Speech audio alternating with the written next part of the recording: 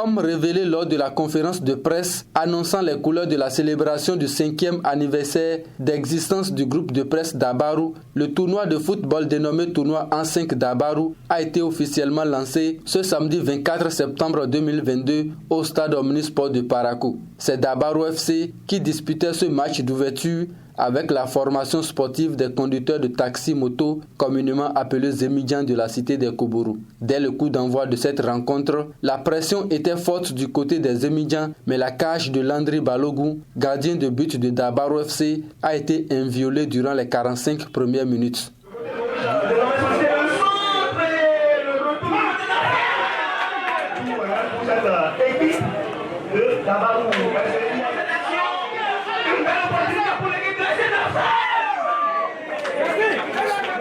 Du retour des vestiaires, les poulains du coach Wahabou Issifou ont mouillé le maillot, mais à quelques minutes de la fin du temps réglementaire, d'une frappe forte, Seydou Fassassi arrive à ouvrir le score en faveur des Zemidjan. Quelques secondes de plus et le trio arbitral féminin siffle la fin de la rencontre. Dabaru FC vient ainsi de perdre son premier match.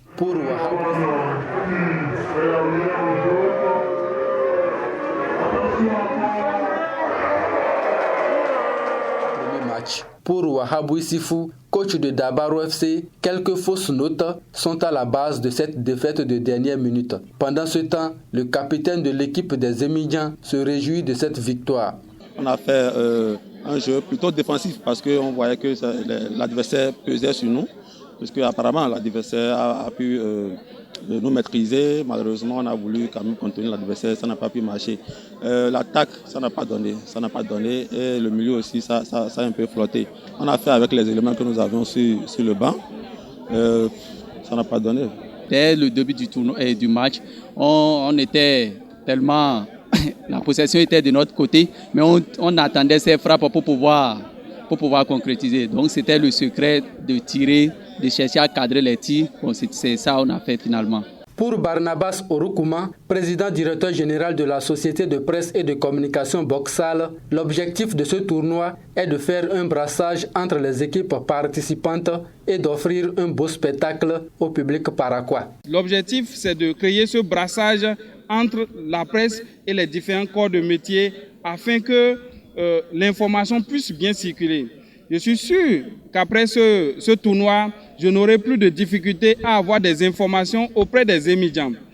Dabaru n'aura plus de difficultés à avoir des informations auprès des bouchers parce que nous rencontrons souvent des difficultés lorsque nous allons sur le terrain où des gens sont réservés. C'est dû au fait qu'on ne se connaît pas.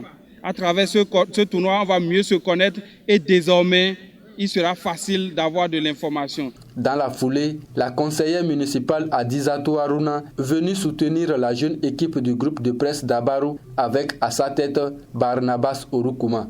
Il n'y a pas l'entreprise que vous lancez avec détermination et qu'au bout de 5 ans, vous ne puissiez pas être valorisé. Dabaru en est la preuve.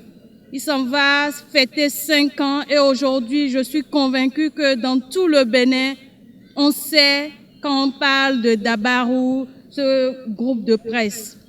En tant qu'élu, je suis là également pour témoigner l'accompagnement de la ville en tant qu'élu donc. Après ce match d'ouverture qui a connu la victoire de l'association sportive des Zemidjan par le score d'1-0, ce sont les bouchers qui affronteront les artisans pour le compte du deuxième match de ce tournoi prévu pour ce 25 septembre. Prenez le rendez-vous.